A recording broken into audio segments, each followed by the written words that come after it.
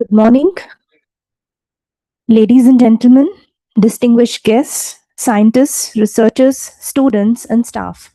A very warm welcome to the third Foundation Day celebration of BRIC-CDFD. We are delighted and deeply honored to have Ms. Punya Salila Srivastava, Secretary, Ministry of Health and Family Welfare, Government of India, as our chief guest. May I now request Director Professor Ullas to kindly present a bouquet for our chief guest.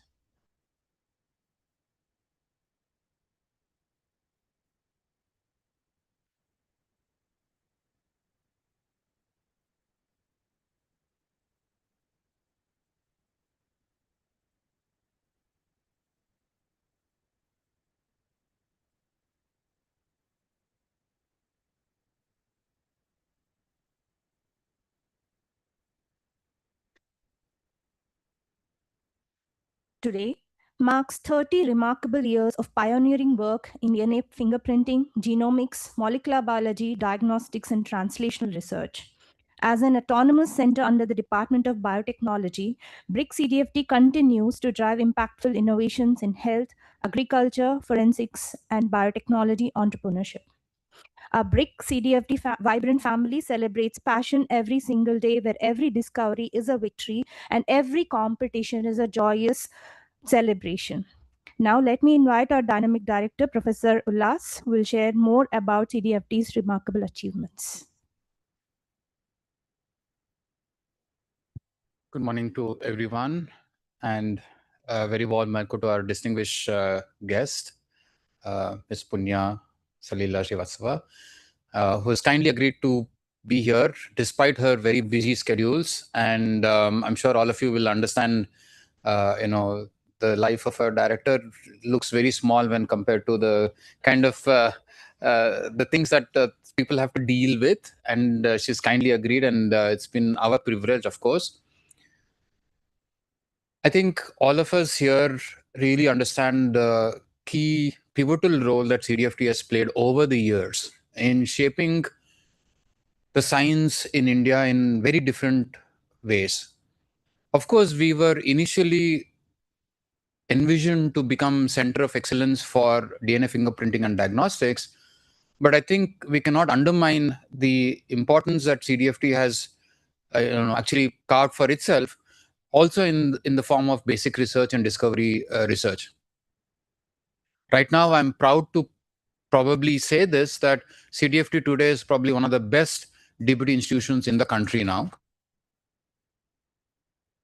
both for the science, the education, and the outreach that we do. It's one of those very unique organizations where we believe truly in doing cutting edge science, but also translating as much as possible that comes out of our labs for societal impact. Now, while we have been doing this for a long time now, for the last 3 decades, and again, no taking away from everything that we have done in the past, CDFT is also at a very interesting inflection point about what should it do in the future.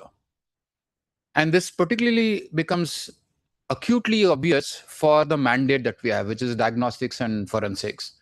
Because when we were instituted, when we became an entity of our own, there was no forensic laboratory, there was no diagnostic, genomics-based diagnostics that was available in the country. Of course, we were the pioneering institution. Now, there are several entities, several institutions, both public and private, who can do this as well or probably better than us, because the scale is something that publicly funded institutions, particularly of the size that we are, will never be able to meet the scale. We'll never be able to reach out to hundreds or thousands of millions of people who need such access.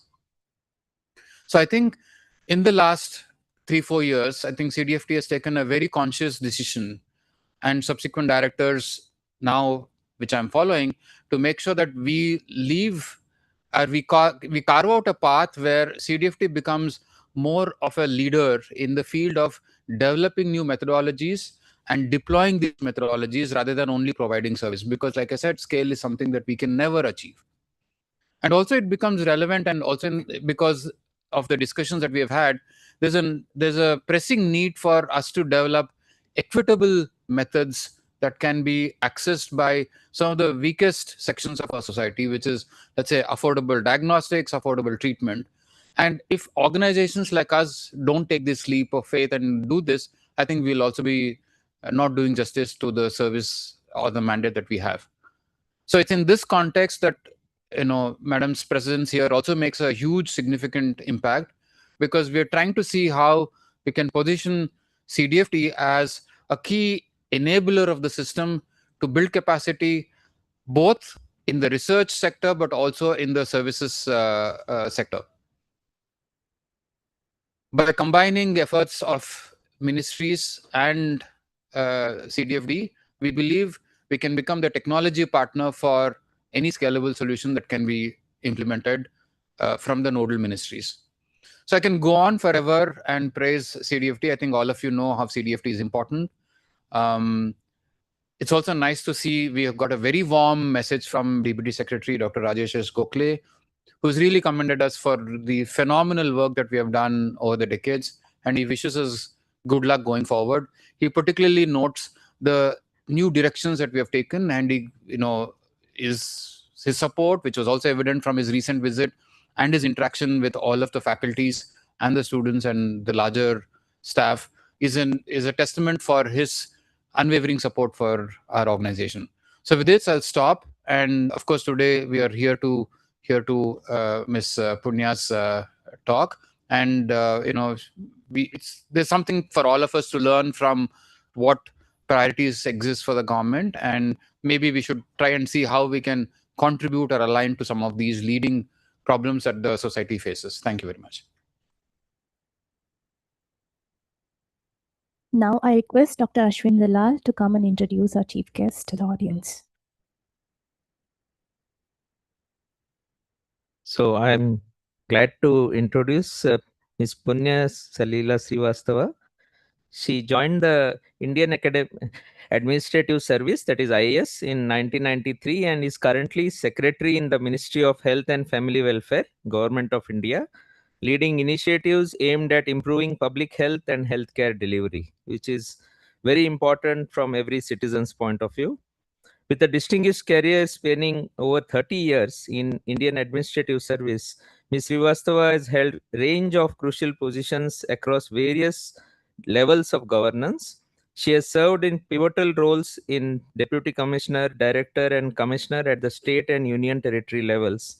And she has also made significant contributions at Joint Secretary and Additional Secretary in the Ministry of Home Affairs, another ministry that is quite near to the DNA fingerprinting services that we offer, as well as Additional Secretary and Special Secretary in the Prime Minister's Office. In addition to her illustrious professional career, she is also a distinguished alumna of the St. Stephen's College, University of Delhi, where she did both her graduation and post-graduation in physics, laying a strong academic foundation that has complemented her public service career. She also has a master's in public health from University of Maryland, USA, which surely must be helpful in her present assignment. I welcome you, madam.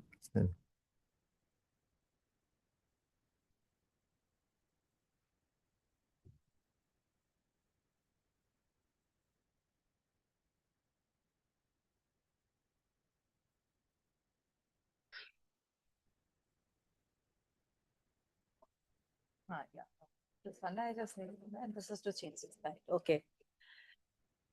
So good afternoon, everybody. And it's a pleasure to be with all of you in the community of eminent scientists, researchers, and budding scientists. And of course, representatives from the health sector. Director Ames is also here. So it's really good to be here. And I wish all of CDFD a very happy Foundation Day. I'm sure, as the director said, Foundation Day is a day where you recollect where you are today based on the past, and then you look to the future as to what is it that you want to do in the future. So I'm sure that today's reflections will help all of you chart the way ahead for your very eminent organization. So as mentioned by Ashwinji and director, my first interaction with CDFD was, Dr. Madhusudan is here, was when I was in the Home Ministry. So the government enacted criminal law amendments. They decided that the charge sheet should be filed by the police within 2 months in rape cases. And they also said that trials should be conducted within 6 months. So when government made this mandate, one of the things that we needed to strengthen was the forensic facilities, and DNA plays a very important role in that. And then we found that our facilities were really not of that level that we could ensure that wherever DNA forensics is needed, it is made available. And it was in this context that CDFD came forward, and I congratulate them for playing a very active role in strengthening the DNA forensic system in the country. And so at that time, I approached CDFD with one demand, and as I told the director, now it will be with one more demand.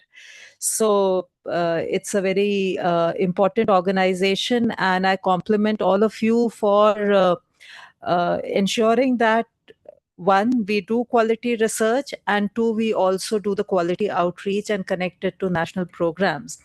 So it is in this context that I decided to use today's opportunity. And despite the large number of slides, I hope that I'll do it quickly, but to give you an idea as to what is it that health ministry what are health ministry's interventions. And the brief interaction that I've had in the morning with some of the colleagues shows that you all are pretty clued in to the national programs, and maybe this presentation will help to give you an overview, and we would be very happy to get ideas from you as to how we can move forward with our various initiatives.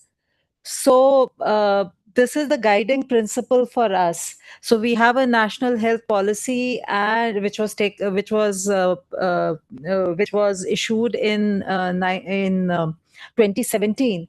And this is the statement that drives us, that basically we have to ensure that the healthcare is accessible, affordable, and top quality. So this is the mandate given to the health ministry. You must have heard a lot about Ayushman Bharat. So long live Bharat. So what does Ayushman Bharat actually mean to me in the health ministry? This is something that I try to tell you through this slide. Ayushman Bharat, when you talk to a health sector person, basically speaks of 4 pillars that we have illustrated here. One is, of course, comprehensive primary health care. As you know, if the primary healthcare network is strong, a lot can be achieved. And so we have been converting the erstwhile sub-centers and primary health centers, upgrading them into what we call the Ayushman Arogya Mandir or Ayushman Arogya Kendra in some states. So that is one pillar. We have 12 packages. I'll mention a little about it later. And thereafter, through this primary healthcare network, we need that there are referral linkages and return linkages for follow-up. So you have the community health centers, you have the sub-district hospitals, you have the district hospitals providing secondary care, and the tertiary care patients can take either through medical college or through the Pradhan Mantri Jan Arogya Yojana, where you have nearly over 30,000 public and private healthcare facilities which have been empaneled. Now, wherever the infrastructure is missing, you have the Pradhan Mantri Abhim is Ayushman Bharat Health Infrastructure Mission, where even in Telangana, you are wherever you have building less sub-centers or primary health centers, buildings are being constructed, critical care blocks are being constructed in various tertiary care facilities. So that is one part which PM Abhim is addressing. But if you want to do all of this, you need to be able to track each and every the health of each and every person, and therefore you have that corner, Ayushman Bharat Digital Mission, where each one of us can have an Ayushman Bharat Health Accounts ID, which is linked to our Aadhaar, but this can help this whole thing to happen seamlessly. Your primary care, your secondary care, your tertiary care, the referral, the return linkages. And there are, of course, many components to Ayushman Bharat Digital Mission, which we can discuss at some other stage. Our flagship program is, of course, the National Health Mission, where we do a health system strengthening. And these are the three sectors that we address: the reproductive, maternal, newborn, child, adolescent health and nutrition, communicable diseases, as well as non-communicable diseases. So here the focus is on the primary and secondary care. And a number of initiatives have been taken to strengthen the health systems. Some of the outcomes I'll share because they keep us motivated. The decline in maternal mortality ratio in India has been much faster than the global decline, but we need to do a lot more. And the UNFPA did honor our leadership in this regard. The infant mortality rate also is declining fast. The under 5 mortality rate is also faster than the global decline. And we have to ensure that all of us meet the goals. But the strategies that we have adopted have been lauded as exemplar. Then one by one, there are a number of diseases we have to eliminate. And the latest one was trachoma. So what is it that the National Health Mission do? One is the Ayushman Arogya Mandir. Then you would be amazed to know that there are free drugs and free diagnostic services that have to be made available as per the standards. There are national quality standard assurance standards. There is the TB Mukt Bharat Abhiyan is under this program.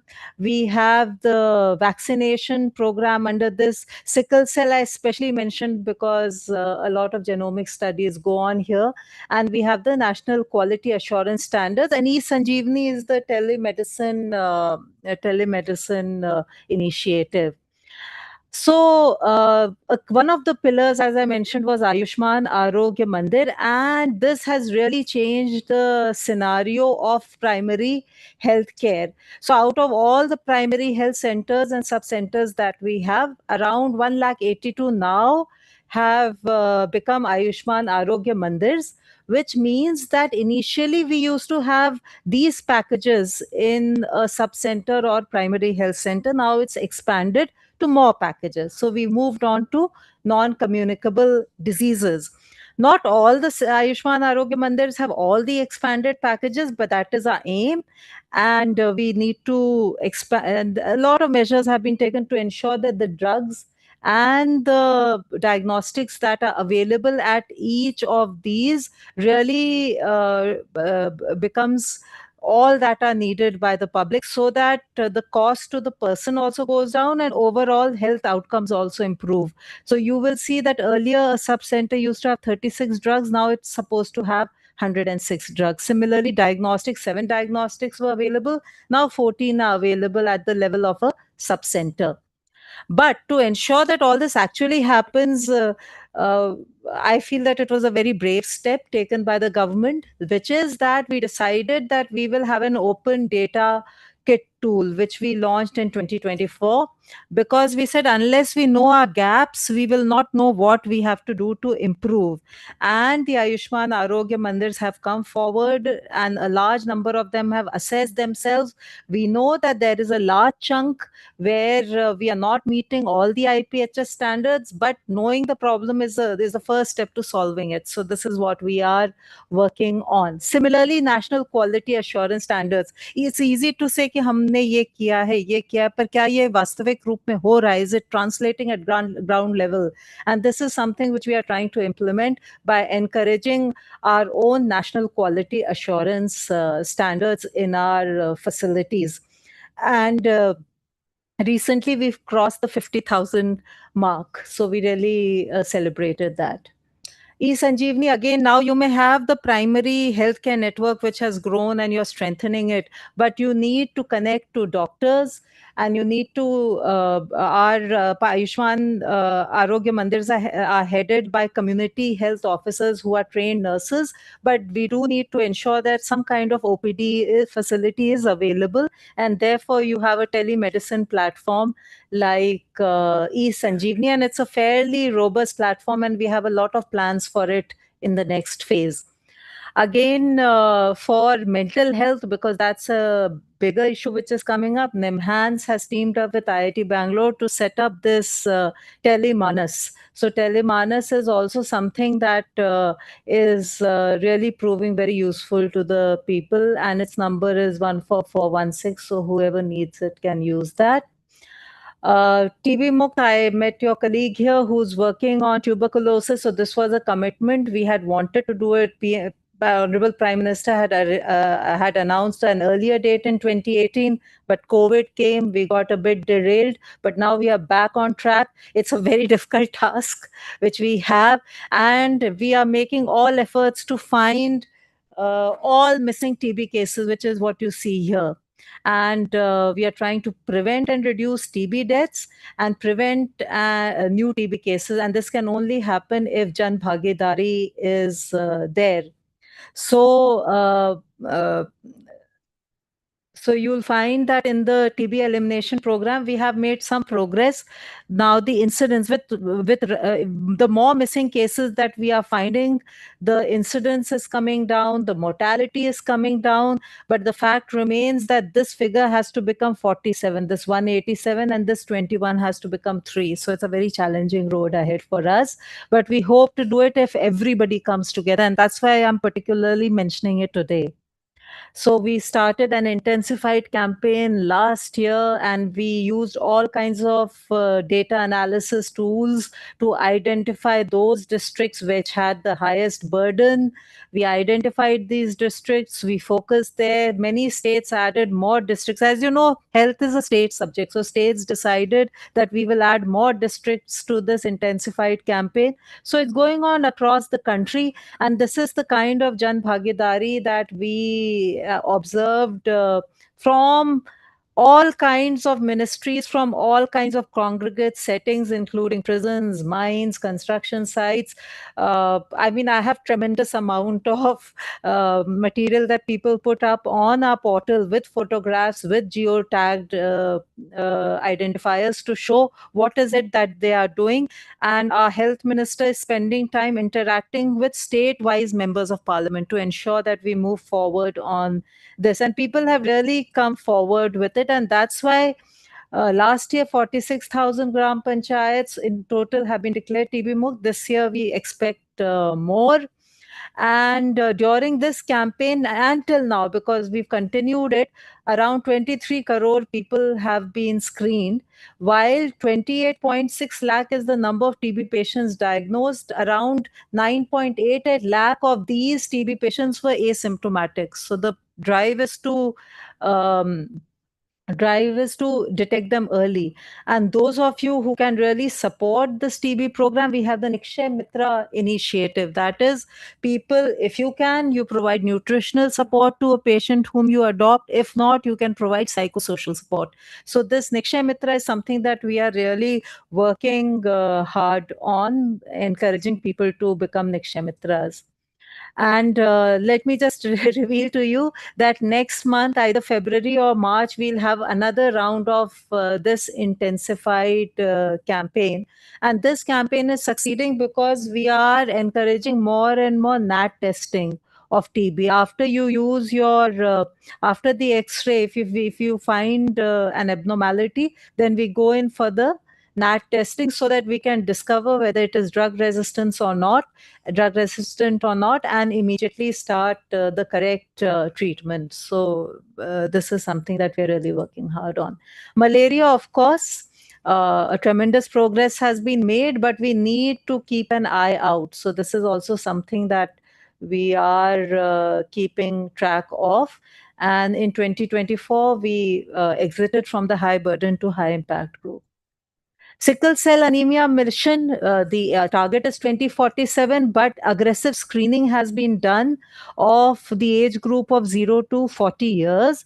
And those sickle cell cards, which the colleague here was speaking, how to prevent more diseases, genetic diseases. So the sickle cell card has become very popular with the tribal areas because it helps them maybe take a call as to the possibility whether you're a sickle cell carrier or sickle cell affected person. So it has become very popular. When we go on our field level inspections, this is what we check out. And lots of ICMR developed a very point of care test, which made sickle cell testing very cheap for us. And that's why we could do this screening, this amount of screening. So any kind of research in all of these sectors, which can help us detect diseases faster and cheaper, becomes very, and in a more simplified way, is very crucial for us. So that's why CDFD's diagnostic capacities is something that we want to use to further our objectives. This apart, Kala-Azar, leprosy, measles, rubella, a number of initiatives have been taken for that, but for want of time, I will not spend much time on it. This is just to show that how a little intervention can make a lot of difference. It was decided that for chronic diseases, if you can provide facilities, then by investing a small amount, you help save a lot of money for the public. So this is the Pradhan Mantri National Dialysis Program that I wanted to show to you. So I'm just saying that affordability is our target. So affordability in diagnostics, affordability in treatment, affordability in the chronic conditions tackling is something that's what we needed. You're also planning to work on NCDs. So these are under the National Health Mission. This is something that we are doing. As I mentioned earlier, we screen at Ayushman Arogya Mandirs for diabetes, hypertension, and 3 types of cancer: oral cancer, breast cancer, and cervical cancer. So this is something that we are working under NHM in the field of non-communicable diseases. Of course, there are lots of initiatives for tertiary care, but that I'm not dwelling on at the moment. This was something we did last year.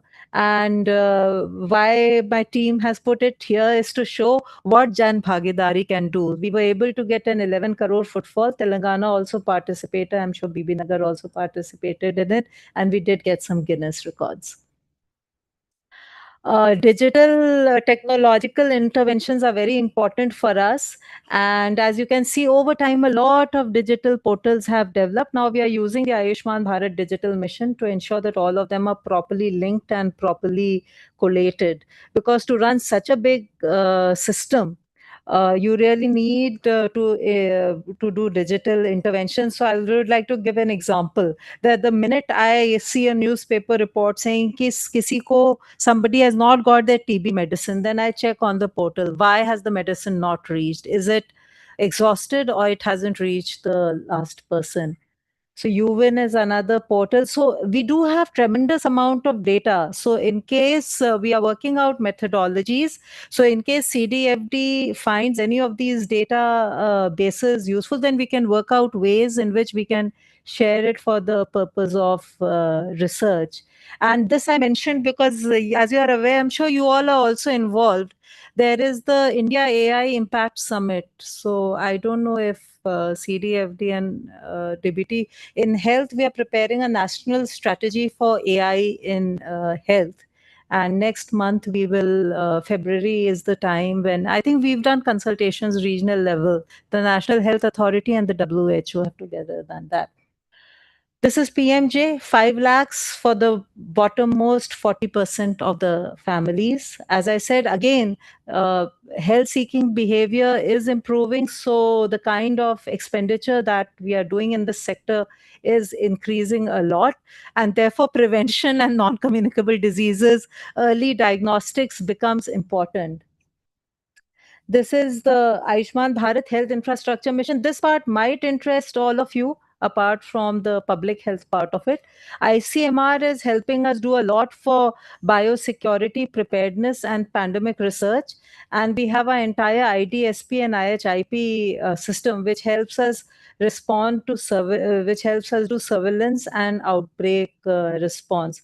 So a lot of the BSL 3 labs and BSL 2 labs are being made under this initiative, including NIV's the work in NIV Pune and all that. This is the digital mission, which will help us ensure that all this data is available at one place, and we are able to use it for research and other analytics. And we are actually doing it also. Even for TB Mukt, we have identified villages where we need to do based on AI tools that is running on the data available to us. This I brought in because this is why I'm saying this is another aspect for which we have approached CDFD. So we are the pharmacy of the world, that's true, but we need testing facilities, and this is where you all come in. So if there is something you can contribute towards this aspect, it would be really good for us. So as I mentioned, this is the bottleneck that we have identified in consultation with the ministry. So presently only National Institute of Biologicals in Noida is doing this for us, but we need more labs to come on board for this. This I mentioned because you are working on a lot of, and because Prime Minister has been stressing on AMR, and we, in fact, just before that, we launched the National Action Plan on AMR 2.0 also. So any kind of research in this regard will help us. We have our plan, and we have a lot of measures which we have taken up. Medical education I'm mentioning because I want to bring out that we are doing a lot for HR, but we have these kind of medical colleges now. There are over 800. So in case you have initiatives that you want brought in through the medical colleges, then do let us know. We are doing a lot of, ICMR is doing a lot of population research, DHR, through the medical colleges. There are a lot of initiatives that we are taking. So if CDFD is interested, we have about 800, more than 800 medical colleges in our fold where we can take up research. Or I haven't brought the nursing figure, even for your suggestions for capacity building of nurses. This you are aware, we have 18 functional aims, and the OPD and IPD is really rising, and this is another place where the tie-ups can help. So let's hope Bibi Nagar and CDFD and the other organizations here can come up with something good. This is, as I said, NCDs. This is some of you'll find TB Mukt Bharat, Stop Obesity. These are things which I'm mentioning for you as individuals also. If you can do something for this, we have, if you go to our Food Safety and Standards Authority India website, we have a lot of IC on Stop Obesity. We also have a lot of ways to cook with less oil on that. So this is what is going on. And we have, if you want, you can declare yourself an Eat Right India campus. FSSAI can certify you. So the samosas and the kalakan that I do can be there, which I saw when we entered. Treats are important, and but we can declare ourselves a Eat Right and a campus here if we wish. So there has been a lot of progress, but we need to do much more. And I look forward to your support in this endeavor. And once again, a very, very happy Foundation Day to all of you. Thank you.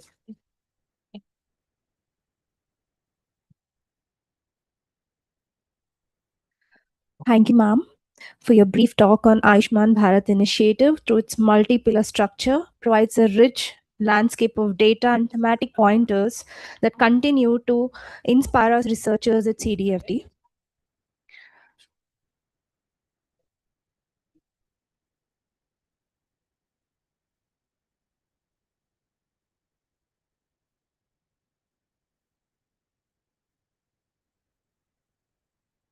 Respected ma'am, on behalf of BRIC-CDFD family, it's our privilege to present this memento, Ketan, as a token of our sincere gratitude for gracing our 30th Foundation Day with your esteemed presence.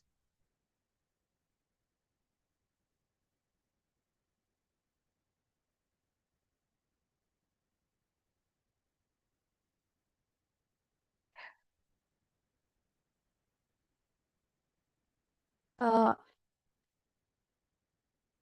was a go express train wala presentation. That there was a lot I wanted to tell, but I didn't want you all to doze off also. So that is there. So, anyone has any questions?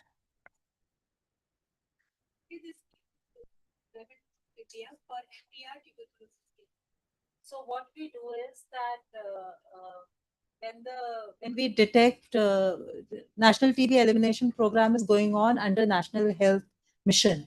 So there are around 8,000 NAT machines which have been made available across our community health centers, so that we and district hospitals, so that we can do NAT testing, because NAT testing is the only one which is at the moment which we are, apart from pathodetect technology, which we are using to identify drug-resistant TB, so that we can immediately start on the appropriate treatment protocol for that.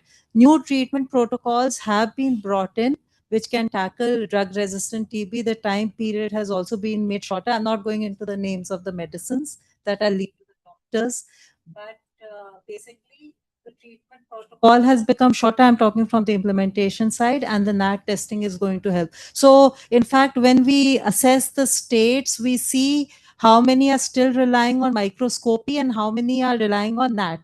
So that is and we encourage states to rely more and more on that. You recall जैसे Covid के time पे होता rapid test किया है और कितना RT-PCR किया है. So a similar strategy is being followed, and we encourage states in a very do the NAT testing so that the appropriate can be started right away. Any other questions?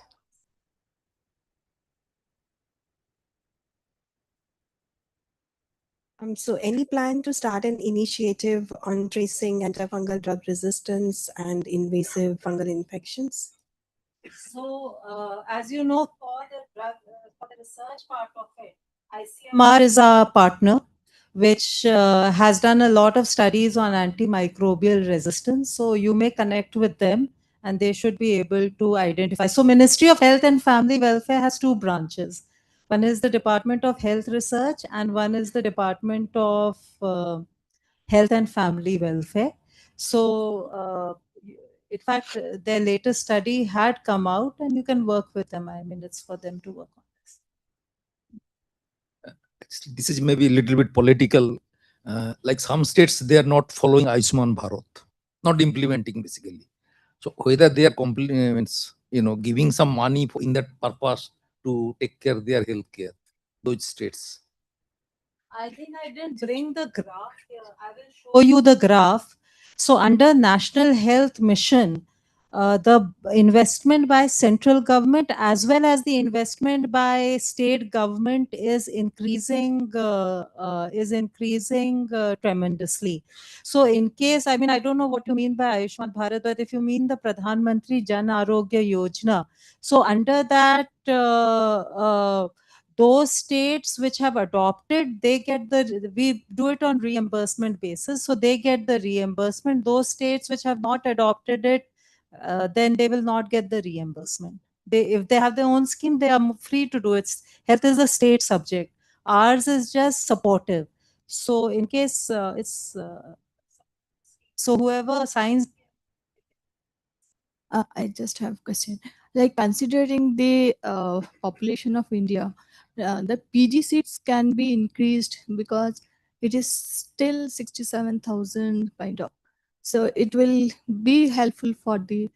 You'll be very happy to know a couple of months back, Cabinet has approved one more initiative whereby every institution which wants to expand their UG and PG seat can get up to 1.5 crore per seat for doing the expansion. So that scheme has been launched, and you're right. Our focus is on PG seats, and also we are encouraging states to go in for those streams where we do not have enough doctors. Yes, thank you.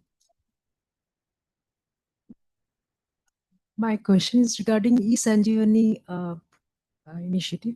So if some health centers, primary health centers doesn't have, what is the process they can follow to set up a center? EC. So if you I go, mean, if you go to a PHC, they have, all of them have e-Sanjeevani. It's just on the, they just dial. So field connectivity inspection and all means वो हो it's a जाता है central हाँ portal or something. connectivity How does is, it work? Like they're using their mobile phones also, they're using laptops also, I mean computers also, they're using PCs also, they're using mobile also. Obviously there might be some connectivity is an issue, so we identified one, made it available to state, they can use a provider, ये नहीं कि MTNL ही करो, BSNL ही करो या सरकारी ही करो, any provider that they want. And secondly, there were about, I don't remember the number right away, but there were about 400, 500 such remote area sub-centers where the connectivity was not good. Because even for all our portals, we rely on a lot on connectivity. So the advantage of the portals is many of them you can enter the data offline और जब connect हुआ तो उस पे आ जाता है. But for this e-Sanjeevani, we have identified this and we've given the list to the Department of Telecommunications that these are the areas that they may prioritize when they are setting up their BharatNet optical fiber network. So we have identified those, given the locations to them, and I'm sure everything will get connected in the next few years. Any other questions? I have one questions like related to child development. There are some kids which is looks normal, but neurological development, like a social development and all, they do not connect to the society. But coming to the remote rural area, the child not able to, the parents are not able to know what's the problem. So in any program in the Pradhan Mantri, like any healthcare system, can we tell the different step of the development of the child, the goal milestone which normal child take, so that could be included in the primary healthcare of the India? Obviously, we need to expand its reach, but we have the Rashtriya Bal Swasthya Karyakram, जिसमें the 4 Ds are identified. And then there are also early intervention centers which have been identified for the purpose. We still feel, so we have been working with school education department as well as WCD, because we need to expand our capacities in the Rashtriya Bal Swasthya Program, RBSK उसको बुलाते हैं सबको. You would have heard about RBSK. That is the program that is there, but उसमें ये SOPs and protocols are set up. And ये जो UVIN port एक जो हमारा we have a reproductive and child health portal जिसका एक नया version April में launch होगा. उसमें we are not just keeping it to the childhood, but we are aligning with WCD and the school education to ensure that it can be tracked all the way, the child's health. So hopefully with that technological intervention and with more and more training under RBSK, we will be able to make more of a difference. But RBSK काफी चल रहा है, but still I feel it's not, it needs to expand more to be able to do more checkups more regularly. Yeah, because the child when reach the adult, like 8-10-year-old, उसके बाद ना that पहले ही is जल्दी, difficult. yes, that become yes. difficult to treat if you get diagnosed. You have that 4D centers and that network of early intervention centers. I mean, I've visited some of them which are very good. Telangana I've not visited, but in some other states I've seen the EICs, they're doing a very good job. Is there a CoWIN kind of tracking system for all newborn vaccinations? Yeah, UWIN, that slide which I showed, I rushed part. UWIN is CoWIN repurposed for vaccination. So every newborn is recorded for its... Yes. So it is called UWIN Universal. And now we are relying more and more on Abha ID. So maybe right now we have about 80 crore Abha IDs generated, but we are giving time to states, but maybe by April of this year, we will make Abha ID mandatory. It's not mandatory. Diagnostic panels and other things are available. Now some of the things like, early diagnosis of fatty liver by 18 weeks, right, can be flagged. So you have to realize one more thing. In the primary health center, for example, we won't do the fibro scan. We may just do the measuring in the CBAC form. The ASHA worker may measure the the waist hip ratio and flag that such a person needs concern. But yes, AIMS may, if you'll go, I'm sure they're uploading both medical records as well as Abha ID. So that is what we are encouraging. We are trying to bring more and more private sector into it. Private sector is a bit reluctant to share the hospital records. So if they call me for anything, I always have this counter thing ki ye chahiye to pehle ye karo. So because it's very important to have the hospital, and it's with the consent of the person only that the doctors will, but most of our AIMS have done that. So that record can be available. So I have a question regarding the private hospitals. For the same treatment or the same procedure, hospital to hospital, the rates vary a lot. So is government thinking of a policy to fix the rates so that it will be equitable? Or, for example, in other sense, for example, CGHS, every 5 years or 10 years, they adjust the rates according to the inflation and other things. Can we enforce these private hospitals to provide the treatment for those rates? So this is a question which is plaguing a lot of minds. The honorable matter is also sub judice. The issue is that we have state health is a public, as I mentioned during my presentation also, health is a state subject. So Government of India has made a Clinical Establishment Act and there are certain clinical establishment rules. But fixing of rates is something which is very, very, very challenging. So what we have done is that if it is Pradhan Mantri Jan Arogya Yojana, there we have our package rates. Obviously, it's not OPD, it's IPD. CGHS, as you mentioned, has rates. You must be getting a lot of WhatsApp 699 mein sare test kar lo and things like that. But fixing rates is not an easy question. So it's not an easy thing to do. The diversity is so high, the locations are so high that it's a question which is also being debated between the insurance providers and the hospital associations. So, I mean, I'm being very candid. As a common man, I want to ask, like, if a common man goes to a hospital, so private or this thing, the senior doctor never checks him. He puts everything to the junior doctor. Junior doctor को कितना पता है नहीं पता है नहीं पता. तो end of the day common man ही थोड़ा सा विश्वास कर लो डॉक्टर पे. मैंने एक चीज डिसाइड की है, but I also have a family of doctors. I am not a doctor, but थोड़ा सा फेथ रख लो डॉक्टर पे. I can't comment in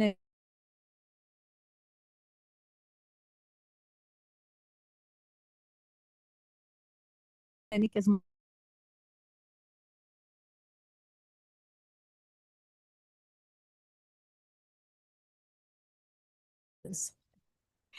Honorable 30th Day Foundation Day, allow me to propose Ms. Punya Srivastava for her inspiring talk on Ayushman Bharat and overview of the initiatives.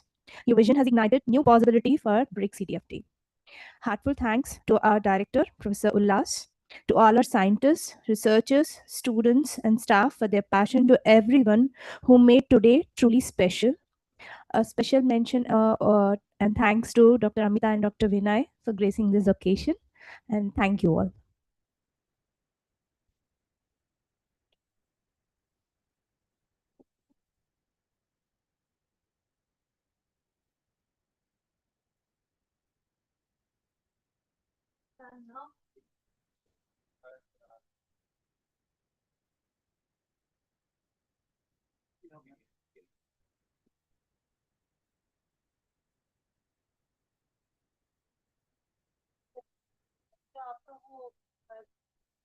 So he's also the TPD expert.